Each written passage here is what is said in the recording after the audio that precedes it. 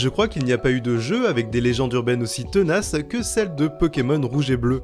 Des mythes et des légendes toutes plus incroyables les unes que les autres, comme celle qui disait que si on combattait le Conseil des 4 50 fois, Mewtwo, l'évolution mythique de Mewtwo, apparaîtrait pour nous combattre. Ou encore celle qui disait qu'on pouvait accéder au jardin de Léo, où les 3 starters se trouveraient à l'état sauvage. Ou encore qu'on pouvait accéder à l'île des Dracofeu comme dans le dessin animé. Un agglomérat de fantasmes et de rumeurs infondées, alimenté par le fait que la majorité des joueurs de Pokémon de cette époque étaient jeunes, voire très jeunes.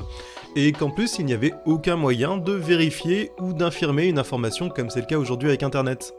Mais parmi ces rumeurs incroyables, certaines étaient pourtant vraies.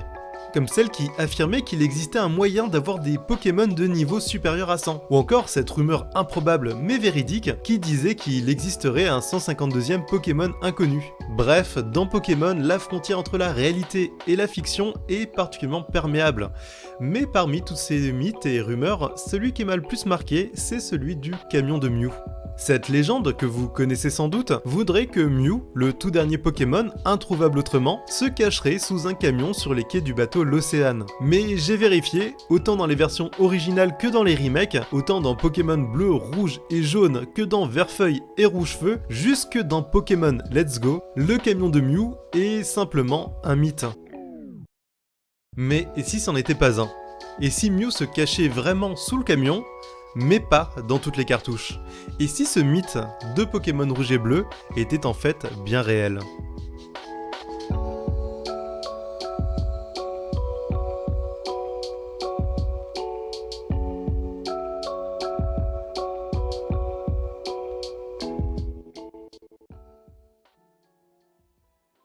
La première fois que j'ai entendu le mythe du camion de Mew, je devais être en primaire, peut-être en CM1 ou en CM2. Et ce jour-là, quelqu'un avait ramené sa cartouche de Pokémon et jouait tranquillement dans la cour. Et puis d'un coup, il s'est arrêté et nous a annoncé avec un grand sourire: « Je vais vous montrer un secret ».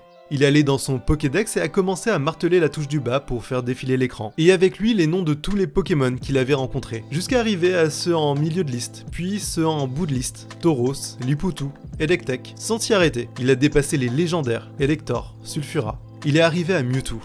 Il a marqué une pause, comme pour ménager son effet. Et puis, il a appuyé une dernière fois sur la touche du bas. Et là, il y avait une dernière entrée que nous n'avions pas. Le tout dernier Pokémon, Mew. Et alors, dans cette cour à moitié vide annonçant la fin de la journée, il nous a donné le secret. Il nous a parlé du camion de Mew.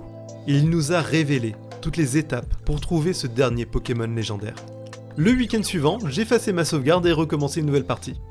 Il fallait continuer l'aventure jusqu'à avoir Surf et Force. Il fallait ensuite revenir à l'Océane. Et depuis le petit ponton, d'où est amarré le bateau, j'ai lancé Surf. J'avance jusqu'au quai.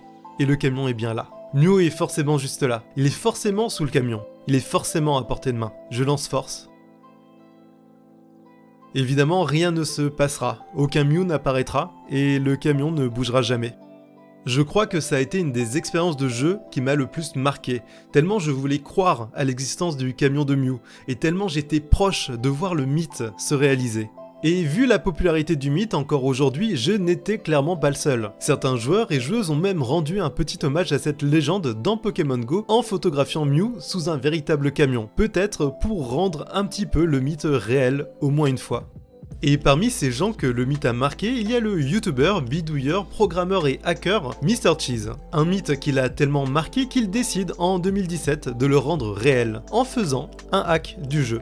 Et contrairement à beaucoup de hacks, il n'y a pas un écran titre différent, il n'y a pas une intro différente, il n'y a pas une histoire différente, il n'y a même pas de Pokémon différents. On joue simplement à Pokémon bleu ou Pokémon rouge. On récupère les badges, on capture les Pokémon et on bat le Conseil des 4. Pour les joueurs et joueuses, tout semble identique à l'original. Sauf si on décide d'utiliser Force sur le camion caché sur le quai de l'Océane.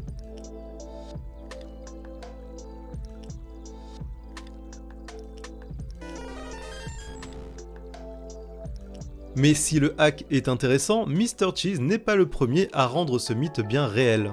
Déjà en 2015, TwitchPay Pokémon avait créé la surprise des joueurs et joueuses du moment lorsque ceux-ci ont poussé le fameux camion et que Mew est apparu.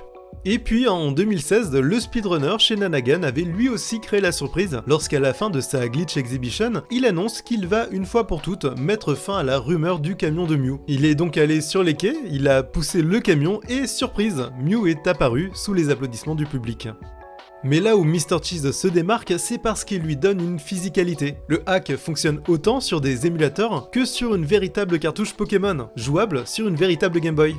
Et le plus cool, c'est que ce hack peut se propager tout seul si deux Game Boy sont reliées entre elles par un câble Link. Il suffit de lancer un échange de Pokémon comme on le ferait habituellement, et le hack est embarqué pendant l'échange et sans avertir de sa présence, seulement un léger tressautement du son alors que les données sont échangées et que le hack s'écrit dans la sauvegarde.